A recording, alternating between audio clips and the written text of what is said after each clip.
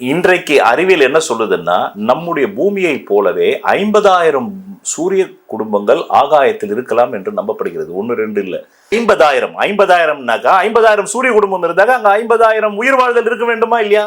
இந்த மாதிரி ஒரு பால்வெளி, இதே மாதிரி பால்வெளி, இதே மாதிரி ஆண்ட்ரோமீட்டா இருக்கணுமா இல்லையா? அப்போ அதனால தான் சனாதனம் என்ன சொல்லுது, வாழ்க்கை என்பது வட்டம். வட்டத்திலே சுழற்சி தான் இருக்குமே தவிர ஆரம்பமும் இருக்காது, முடிவும் இருக்காது. சர்க்கிள்குள்ள போய் நீங்க எங்க இருந்து ஸ்டார்டிங் பாயிண்ட் எண்டிங் பாயிண்ட பாப்பீங்க? மனித மூளை சர்க்கிள், மனித மண்டை வட்ட வடிவம்.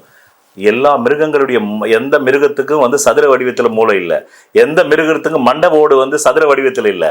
கோள்கள் எல்லாமே வட்டம். அதனால்தான் நாம் சனாதன இந்து தர்ம கோயில்களுக்குள்ள போனாக்கா சாமியை சுத்தி வர்றது காரணம் அருள் பாலிக்கணுன்றதுக்கு இல்லை, வட்டம். அதுவும் தான் வாழ்க்கை ஒரு வட்டம். வட்டம். பூமி உருண்டை, கோள்கள் உருண்டை, நட்சத்திரங்கள் உருண்டை. எந்த நட்சத்திரமும் சதுர வடிவில் இல்லை. சதுர வடிவில் இருக்கின்ற நட்சத்திரம் சுழல முடியாது.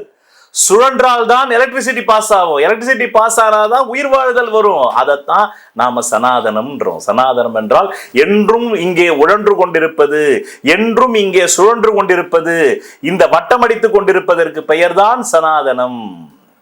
அது ஒரு மதத்தின் கொள்கையோ, ஒரு மதத்தின் ஷரியத் சட்டமோ, ஒரு பைபிள் சட்டமோ ஆனால் மேற்குலகில் இருக்கக்கூடாத பகவான் ஓஷோ சொல்வாரு, கடவுள் அந்த ஆள் இருக்கும் வரையில் உங்களை வளர விட மாட்டார்.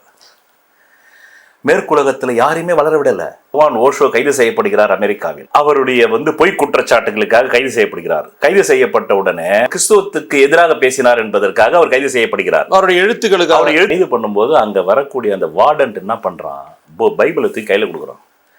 இதை கொஞ்சம் படிங்க. உடனே அவர் கேட்கிறாரு, ஐஸை பார்த்துட்டு, tell me truth, are you read this Bible கம்ப்ளீட்லின்னு கேட்கிறாரு. அவன் ஒரு மிரட்சி ஆயிட்டு நோன்றான்.